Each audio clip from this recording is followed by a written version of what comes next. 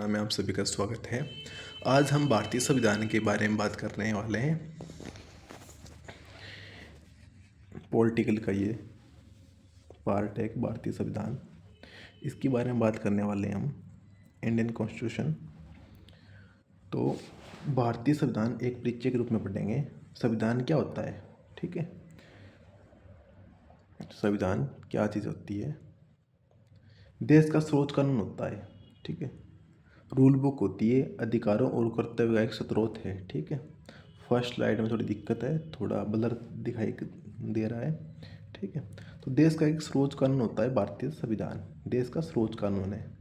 और rule book एक है जिसके सरकार चलाने के लिए एक रूल बुक बना दी है, ठीक है। अधिकारों और कर्तव्य का स्रोत है, जिसमें अधिकार है, अपने कर्तव्य हैं और रूल हैं जिसके अंदर अपने, जैसे कौन सा कानून किस टाइप से लागू होगा, कौन सा कानून में क्या काम करेगा, ठीक है। तो एक रूल बुक है, अपने लिए रूल है उसके अंदर पूरे भारत की। संविधान का ढांचा, स्ट्रक्चर ऑफ कॉन्स्टिट्यूशन कैसे बना था?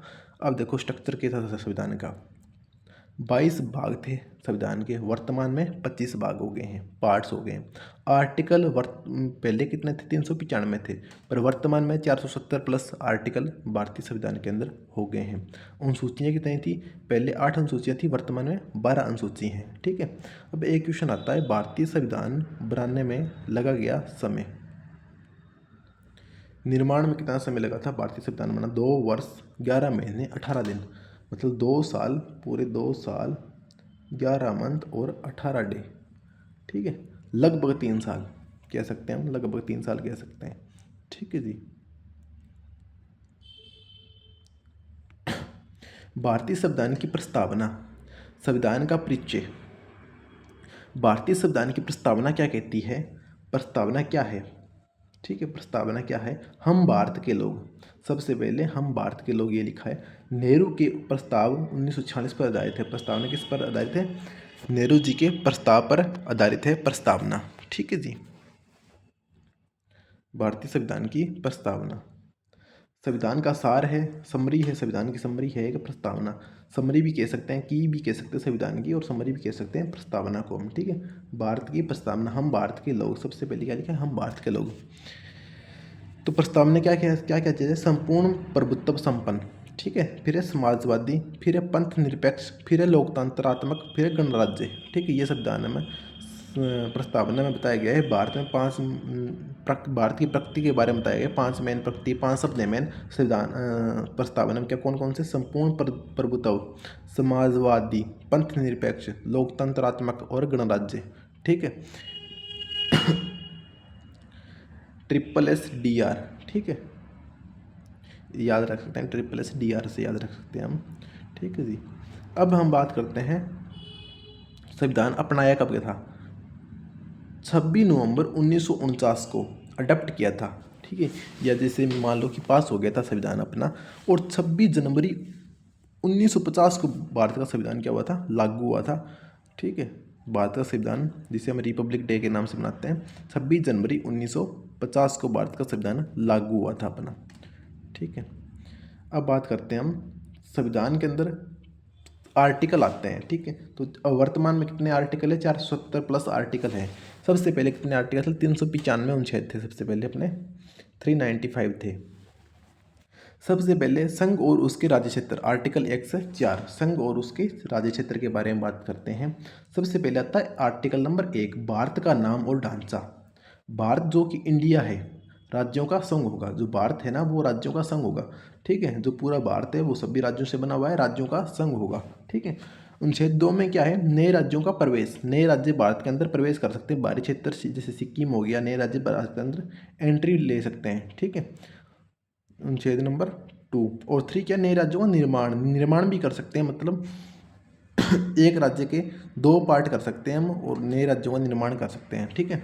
जैसे पंजाब में से हरियाणा, और हरियाणा हिमाचल अलग किया गया था, ठीक है। जैसे तेलंगाना नया बना था, ठीक है। तो इसी प्रकार से हम एक राज्य से 2 पार्ट भी कर सकते हैं, एक राज्य को काट कर 2 राज्य भी बना सकते हैं एक राज्य के, ठीक है जी। फिर अनुच्छेद नंबर 4 कहते हैं, क्या कहता है अपना? अनुच्छेद 2 और 3 के तहत बदलाव साधारण बहुमत से होंगे, ये संविधान संशोधन 1968 नहीं माना जाएगा। मतलब अनुच्छेद 2 और 3 में तहत बदलाव साधारण बहुमत से ही होंगे, ये संविधान संशोधन अनुच्छेद 368 नहीं माना जाएगा। अनुच्छेद नंबर ये नहीं माना जाएगा, मतलब ये जो बदलाव है ना साधारण बहुमत से होंगे, ये संशोधन है नहीं माना जाएगा। ठीक है, अनुच्छेद नंबर 4 कहता है। ठीक है जी अपना। अब बात आती है अपनी आगे नागरिकता, सिटीजनशिप बोलते हैं, जिसे नागरिकता बोलते हैं, सिटीजनशिप बोलते हैं। नागरिकता क्या, कौन सा अनुच्छेद है? अनुच्छेद नंबर 5 से 11। सबसे पहले मूल अवधारणा, बेसिक कॉन्सेप्ट की बात करते हैं। एकल नागरिकता कहाँ से ली गई? ब्रिटेन से ली गई है। ठीक है, नागरिकता कहाँ से ली गई है? ब्रिटेन से। ठीक है, एकल नागरिकता कहाँ से है अपनी? एकल नागरिकता भारत के अंदर क्या है अपनी? एकल नागरिकता है। ठीक है, एकल नागरिकता, एकल नागरिकता समझे हो, जैसे हम भारत के ही नागरिक होंगे, ऐसे नहीं कि जैसे हम किसी भी स्टेट में रहे फिर स्टेट की ले नागरिकता, तो स्टेट की लेने की जरूरत नहीं है, हमें भारत की नागरिकता मिली हुई है, हम भारत में कहीं भी रह सकते हैं। ठीक है, अनुच्छेद की बातें करते हैं हम अब। 5 से 11 है। ठीक है, संसद को कानून बनाने की शक्ति देता है अनुच्छेद नंबर 11। सबसे पहले क्या है, नागरिकता प्राप्त करने के 5 तरीके हैं हमारे। ठीक है, कौन कौन से नागरिकता कैसे प्राप्त कर सकते हैं हम? ठीक है, सबसे पहले जन्म से, अगर हम भारत के अंदर जन्म लेंगे तो हमें नागरिकता मिल जाएगी। ठीक है, वंश, अगर हम भारत के किसी भी वंश के होंगे तो हमें नागरिकता मिल जाएगी।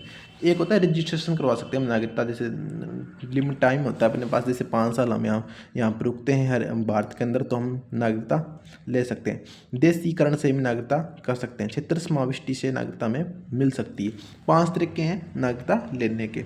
ठीक है, और समाप्त करने के कितने तरीके? त्याग, हम भारत को छोड़ देंगे, बर्खास्त कर देंगे। ठीक है, ये वंचित कर देंगे, हमें गवर्नमेंट वंचित कर देगी, तो नागरिकता के 3 तरीके हैं छोड़ने के। ठीक है, तो अनुच्छेद नंबर 5 से 11 क्या आती है? नागरिकता के अंदर आता है नागरिकता, सिटीजनशिप आता है। ठीक है, पार्ट नंबर कौन सा है? 2 है। फर्स्ट वो कौन सा पार्ट था जिसमें भारत राज्यों का संघ था? वो पार्ट नंबर 1 था। 1 से लेकर 4 तक अनुच्छेद नंबर 1 से लेकर 4 तक क्या था?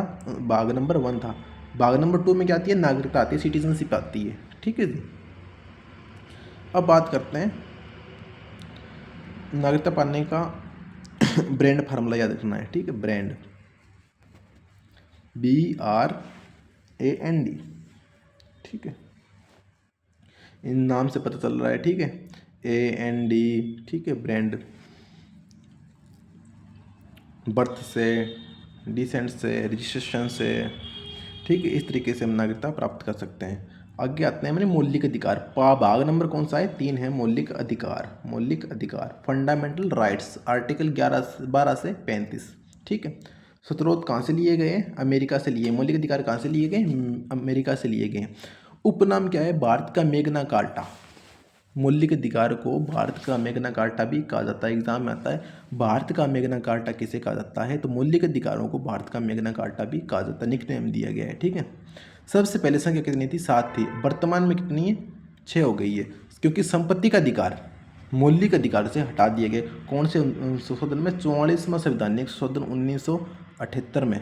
44वां संवैधानिक संशोधन 1978 में हुआ था, उसमें संपत्ति का अधिकार हटा दिया गया है। भारतीय मौलिक अधिकारों से संपत्ति का अधिकार हटा दिया गया है। ठीक है जी, अब बात करते हैं हम सबसे पहले क्षमता का अधिकार। ठीक है, 14 से लेकर 18।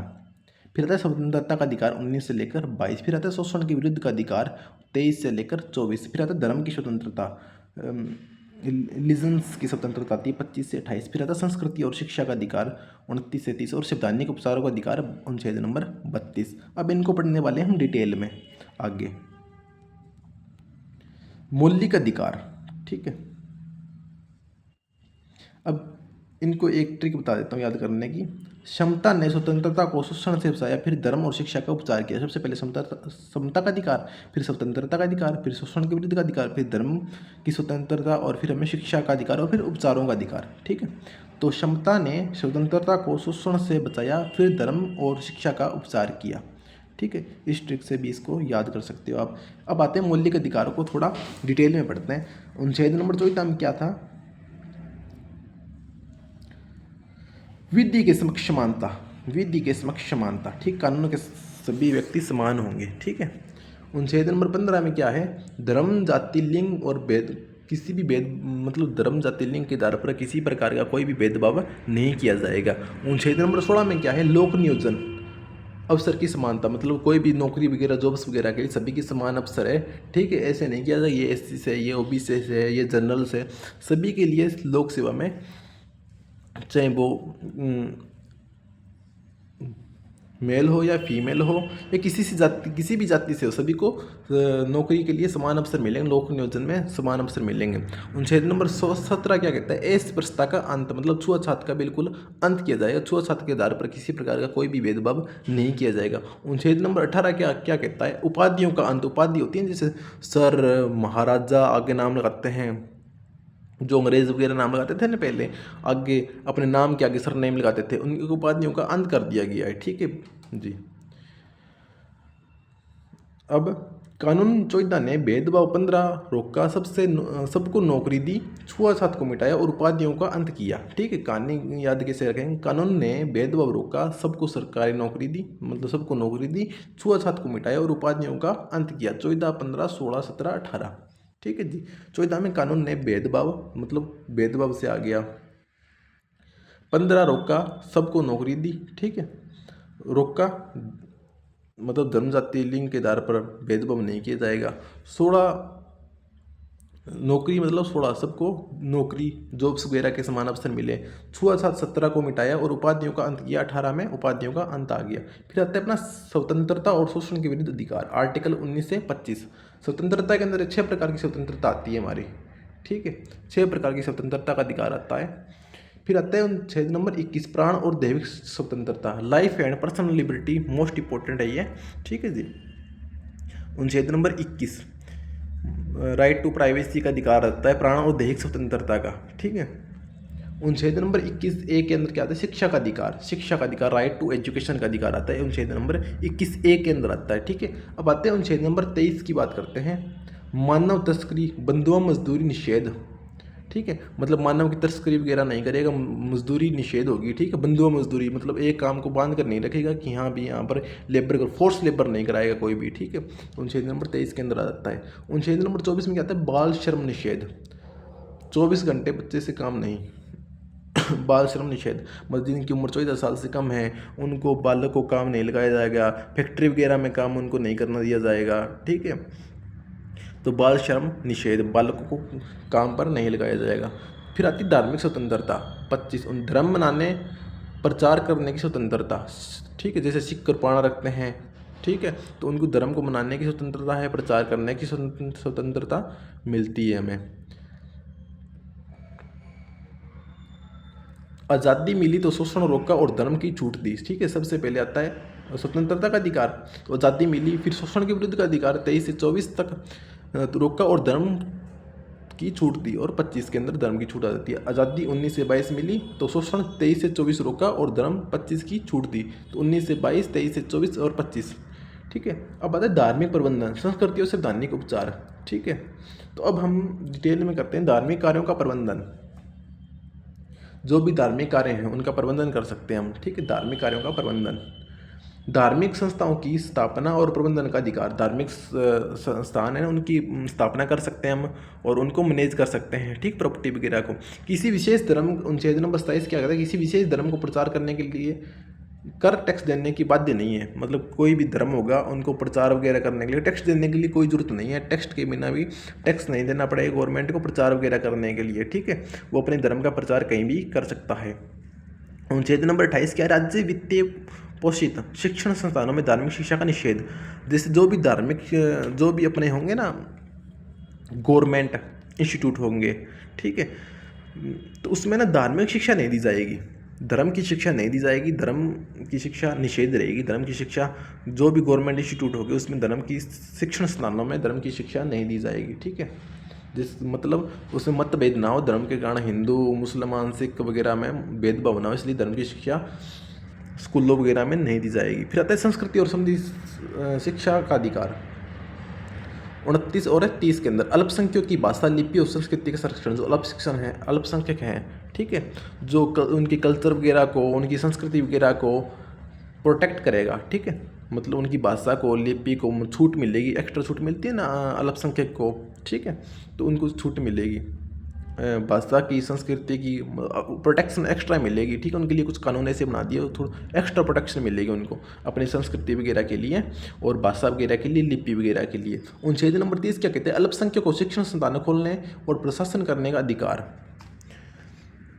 30 में हम अल्पसंख्यक को शिक्षण संस्थान खोलने, प्रशासन करने का अधिकार, ठीक है। Right to establish admission education institute, इसमें हम एजुकेशन इंस्टीट्यूट खोल सकते हैं, कोई भी एजुकेशन इंस्टीट्यूट की बात आती है, शिक्षण संस्थान खोलने की बात आती है, जैसे कंप्यूटर सेंटर वगैरह हो जाते हैं, तो ये 29 के अंदर आ जाते हैं सारे। जो भी इंस्टीट्यूट है, जो भी प्राइवेट इंस्टीट्यूट आते हैं, अपने गवर्नमेंट प्राइवेट इंस्टीट्यूट आते हैं, वो 29 के तहत ओपन होते हैं, तो इसमें हम इंस्टीट्यूट वगैरह ओपन कर सकते हैं, ठीक है। अनुच्छेद नंबर 30 के अंदर फिर तो संवैधानिक उपचारों का अधिकार, ये मेन वेरी वेरी इंपॉर्टेंट है। मौलिक अधिकारों के परिवर्तन के सुप्रीम कोर्ट है जानने के अधिकार, ठीक है। इसे संविधान को आत्मा या हृदय भी, हार्ट भी कहा गया है। इसके अंदर 5 रिट जारी की गई है, ठीक है। आगे हम डिटेल में पढ़ेंगे कौन सी रिट थी, नेक्स्ट आगे वीडियो आएगी उनमें पढ़ेंगे कौन सी 5 रिट थी, डिटेल में कराएंगे तब।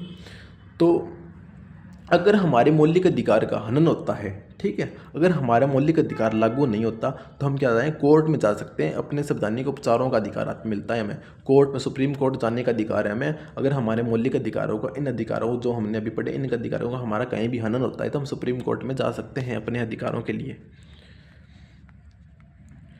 अब कैसे करेंगे याद, धर्म और संस्कृति की रक्षा के बाद अगर कोई अधिकार छीने तो उपचार के लिए सीधे सुप्रीम कोर्ट जाओ, ठीक है। ये येलो कलर में याद करने की ट्रिक बताई गई है, फ्लो बताया गया है, ट्रिक की टिप बताई गई है आपको। धर्म और संस्कृति की रक्षा के बाद अगर कोई अधिकार छीने तो उपचार के लिए सीधे सुप्रीम कोर्ट में जा सकते हो आप, ठीक है। अनुच्छेद नंबर 31 संपत्ति का अधिकार था, अब मौलिक अधिकार नहीं है, ठीक है। संपत्ति का अधिकार था, मौलिक अधिकार नहीं है। 44वें संवैधानिक संशोधन 1978 में अमेंडमेंट में उसको हटा दिया गया है, ठीक है जी, ये भी याद रखना है। अनुच्छेद नंबर 31 था पहले 7 मौलिक अधिकार थे अपने, अब कितने, 6 मौलिक अधिकार रहते हैं अपने। फिर थे राज्य के नीति निर्देशक तत्व, ठीक है। DPSP इंपॉर्टेंट है, DPSP कौन से भाग है, भाग नंबर 4 है, ठीक है। कौन सा भाग है, भाग नंबर 4 है। मौलिक अधिकार किस भाग में, भाग नंबर 3 में। एग्जाम में क्वेश्चन आता है मौलिक अधिकार किस भाग में अंदर है, तो मौलिक अधिकार अपने भाग नंबर 3 के अंदर है। और राज्य के नीति निर्देशक सिद्धांत किस अनुच्छेद के अंदर, किस भाग के अंदर, भाग नंबर 4। अनुच्छेद क्या है, 36 से 51। और कहाँ से लिए गए, आयरलैंड के सिद्धांत से लिए गए हैं। नीति निर्देशक सिद्धांत कहाँ से लिए, आयरलैंड के सिद्धांत से लिए गए हैं। कल्याणकारी राज्य की स्थापना के लिए बनाए गए हैं। गैर नियोजित है, अगर इन्हें लागू नहीं किया जाता तो हम डायरेक्ट कोर्ट में नहीं जा सकते, ठीक है। राज्य पर डिपेंड करता है इसने लागू करे या ना करे, ठीक है।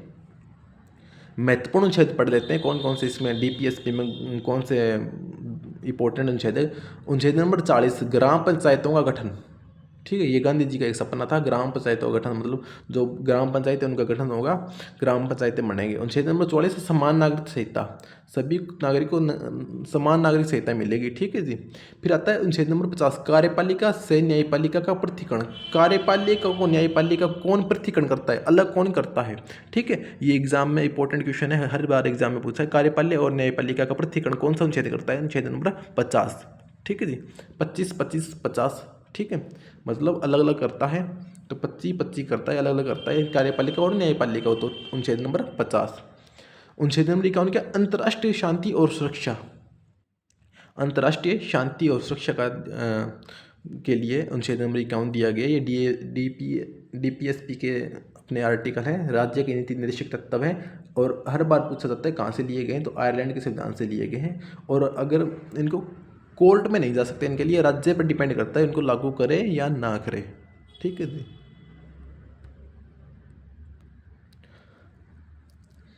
अब मेन चीज़ यही थी, हम क्या पढ़ रहे थे, फर्क समझते हैं। मौलिक अधिकार दावा है, मतलब मौलिक अधिकार का हनन होता है हमारा, मौलिक अधिकार लागू नहीं होता, मौलिक अधिकार का उल्लंघन होता है तो हम कोर्ट में जा सकते हैं, जबकि हम DPSP के लिए कोर्ट में नहीं जा सकते। DPSP क्या एक सलाह है, निर्देश है, मतलब ऐसा करना चाहिए, हमें इस टाइप से रहना चाहिए, ठीक है। कल्याणकारी राज्य, मतलब राज्य के लिए कल्याणकारी सिद्धांत दिए हैं कुछ, मतलब राज्य ने लागू करे या ना करे, राज्य पर डिपेंड करता है, वो अपने राज्य पर डिपेंड करता है। फिर आता है मैंने मौलिक कर्तव्य आते हैं। मौलिक कर्तव्य भाग 4 के अंदर ही आ जाते हैं, भाग 4 के अंदर आते हैं, भाग 4 के के पार्ट के अंदर आते हैं मौलिक कर्तव्य, फंडामेंटल ड्यूटीज़। हमारी ड्यूटीज़ क्या आती है, कौन से संविधान से लिए गए, रूस के से लिए गए हैं, ठीक है। रूस क्या है, भारत का दोस्त है, ठीक है। तो अपने कर्तव्य दिए गए हैं कुछ, मतलब जिन्हें हमें लागू हो करना चाहिए। नागरिक के क्या क्या कर्तव्य भारत में, जैसे मौलिक अधिकार तो दे दिए हमें, तो भारत के लोगों के लिए क्या कर्तव्य बनते हैं, कौन कौन से भारत के लोगों के कर्तव्य हैं जिसे निभाना चाहिए, क्या क्या ड्यूटीज़ हैं, तो उनकी बात आती है। तो भाग नंबर 4 के भाग में है, और किस देश से लिए गए हैं, रूस से लिए गए हैं, ठीक है। मूल संविधान में शामिल नहीं है, मूल अधिकार में शामिल नहीं है ये, ठीक है। कब जुड़ा, 42वें संशोधन 1976 में स्वर्ण सिंह समिति की सिफारिश पर जुड़ा गया, ठीक है। इंपॉर्टेंट क्वेश्चन है यहाँ से, मौलिक कर्तव्य अपने कौन सी समिति पर जोड़ा गया था, तो स्वर्ण सिंह समिति पर। और कौन सा संशोधन था, 42वां संशोधन था 1976 में, 42 अमेंडमेंट थी 1976 के अंदर, ठीक है। संशोधन हुआ था अपना 1976 के अंदर, 42वां संशोधन तब जोड़ा था। पहले कितने थे, 10 कर्तव्य थे, ठीक है, अपने 10 ड्यूटीज़ थी 1976 में। अब वर्तमान में इतनी 11 ड्यूटीज़ हो गई है। 11 ड्यूटीज़ कौन सी होगी, 11वां कर्तव्य क्या है, 6 से 14 वर्ष के बच्चों को शिक्षा के लिए अवसर प्रदान करना। मतलब जो से 86वां संशोधन 2002 में जोड़ा गया था, तो 86वां संशोधन कब हुआ था, 2002 के अंदर हुआ था। इसके अंदर क्या जोड़ दिया था, एक चीज़ जोड़ दी थी 11वें में, जो 6 से 14 वर्ष के बच्चे हैं उनको शिक्षा के अवसर प्रदान करना, ठीक है। मतलब उनको शिक्षा का अधिकार, मतलब अवसर देना है, ठीक है। ये अधिकार नहीं है, अवसर देना है एक, मतलब बच्चों को क्या करना है, पढ़ाना है, ड्यूटीज़ है हमारी पढ़ाना, ठीक है। अधिकार मांगे अब फर्ज निभाओ। अधिकार तो हमने ले लिए गवर्नमेंट से, मौलिक अधिकारों की बात आती है, मौलिक तो वो अपने अधिकार ले लिए हमने, ठीक है। 12 से 35 में अधिकार आ गए, अब हमारे फर्ज आते हैं, ड्यूटीज़ आती हैं हमारी, ठीक है। तो ये 51A के अंदर है, हर बार क्वेश्चन के अंदर है। मौलिक कर्तव्य हमारे किसके अंदर है, 51A के अंदर आते हैं, ठीक है। अधिकार मांगे अब फर्ज निभाओ। रूस दोस्त है, दोस्त के लिए ड्यूटी होती है, इसलिए ये रूस से लिए गए हैं, ठीक है जी, समझ में आया। मौलिक अधिकार मांगे, हमने मौलिक अधिकार लिया। अगर हमारा कोई भी शोषण होता है तो हम मौलिक अधिकार दे दिए हमें, बट गवर्नमेंट क्या, आपके पास मौलिक अधिकार है तो आपके देश के प्रति कोई फ़र्ज तो बनता है, तो फ़र्ज को निभाना पड़ेगा आपको। तो रूस दोस्त है, दोस्त के लिए ड्यूटी होती है, दोस्त के लिए क्या ड्यूटी होती है, इसलिए ये रूस से लिए गए हैं, ठीक है। इनकी ट्रिक है याद रखने की। वैसे ड्यूटीज़ अपनी कौन सी ड्यूटीज़ बनती है। फिर आता है अब भाग नंबर 5। भाग नंबर 5 में क्या, राष्ट्रपति और उपराष्ट्रपति। राष्ट्रपति और उपराष्ट्रपति के इलेक्शन वगैरह के बारे में बात करते हैं हम। राष्ट्रपति और उपराष्ट्रपति के क्या सिस्टम होता है, ठीक है जी, उनकी बात करते हैं हम। भाग नंबर 5 संघ, राष्ट्रपति और उपराष्ट्रपति, प्रेसिडेंट एंड वॉइस प्रेसिडेंट की बात करते हैं। राष्ट्रपति अनुच्छेद नंबर 52 से 62 तक है, और उपराष्ट्रपति क्या है, 63 से लेकर 71 तक। अनुच्छेद नंबर 52 में क्या होगा, पद होगा भारत का राष्ट्रपति, मतलब पद होगा, भारत का राष्ट्रपति होगा एक, अनुच्छेद नंबर 52 में। 54 में क्या बता, निर्वाचन, उनका इलेक्शन भी होगा, निर्वाचन भी होगा। 60 में क्या है, शपथ, 60 में क्या लेंगे, राष्ट्रपति शपथ लेंगे। 61 में क्या है, उसको महाभियोग, मतलब हटाने की प्रक्रिया के बस समझाई गई है। हर बार एग्जाम में आता है, मोस्ट इंपॉर्टेंट है। अनुच्छेद नंबर राष्ट्रपति का महाभियोग, ऐसा आता है, राष्ट्रपति का महाभियोग किस अनुच्छेद के अंदर है और कौन से भाग के अंदर है। तो भाग नंबर कौन सा हो गया, 5 हो गया, ठीक है। अनुच्छेद कौन सा हो गया, 61 हो गया। और राष्ट्रपति शपथ किस में लेता है, अनुच्छेद नंबर 60 में शपथ लेता है। 60 मतलब शपथ, 60 शपथ। 61 में हटाया जाता है, महाभियोग दिया जाता है। एक आता है इंपॉर्टेंट क्वेश्चन, क्षमादान, राष्ट्रपति की क्षमादान। अगर जैसे कोई मुजरिम है, अपराध कर रखा है, तो वो एक याचना लिख सकता है राष्ट्रपति को क्षमादान के लिए। मृत्युदंड वगैरह होता है तो राष्ट्रपति कम भी कर सकता है उसका और माफ़ भी कर सकता है। तो क्षमादान की शक्ति कौन से अनुच्छेद में मिलती है राष्ट्रपति को, 72, अनुच्छेद नंबर 72 के अंदर मिलती है। हम इंपॉर्टेंट कर रहे हैं, ठीक है। इसके अंदर कौन से आर्टिकल इंपॉर्टेंट है। अब आते हैं हमारे उपराष्ट्रपति की बात आती है। तो अनुच्छेद नंबर 63 में क्या दिया, भारत का उपराष्ट्रपति होगा, भारत का एक वॉइस प्रेसिडेंट होगा, ठीक है। अनुच्छेद नंबर 63 में ये बताई गई है, भारत का एक उपराष्ट्रपति होगा। अनुच्छेद नंबर 64 में राष्ट्रपति, राज्यसभा का पेदन सभापति, ठीक है, मतलब एक पेदन सभापति होगा, एक्स ऑफिशियल चेयरमैन होगा राज्यसभा का, ठीक है जी। अनुच्छेद नंबर 66 में क्या बताया गया, निर्वाचन, लोकसभा प्लस राज्यसभा के सभी सदस्य, ठीक है। तो वोटिंग कौन करते हैं उसमें, लोकसभा और राज्यसभा के सभी सदस्य वोटिंग करते हैं उपराष्ट्रपति के लिए, ठीक है। अनुच्छेद नंबर 69 में क्या होगा, शपथ लेंगे। 69 में क्या लेगा, राष्ट्रपति शपथ लेगा, राष्ट्रपति द्वारा उपराष्ट्रपति शपथ लेता है। दिलाता कौन है शपथ? राष्ट्रपति दिलाता है। किसको? उपराष्ट्रपति को शपथ दिलाता है 69 में, अनुच्छेद नंबर 69 में। ये इंपॉर्टेंट आर्टिकल थे जो हमने कर लिए। अब बात आती है इनको याद रखनी, पहले 52 में राष्ट्रपति, फिर 63 में उपराष्ट्रपति। 52 में तो किसने शपथ ली थी? राष्ट्रपति ने। 63 में कौन शपथ ले रहा है? उपराष्ट्रपति। 61 में महाभियोग और 72 में क्षमादान। 61 में राष्ट्रपति को हटाने का और 72 में राष्ट्रपति क्या दे सकता है? क्षमादान दे सकता है। 61 में हम क्या पढ़ते हैं? महाभियोग पढ़ते हैं। अगर राष्ट्रपति को हटाया जाए तो किस टाइप से हटाया जाएगा, ठीक है, हटाने की प्रक्रिया।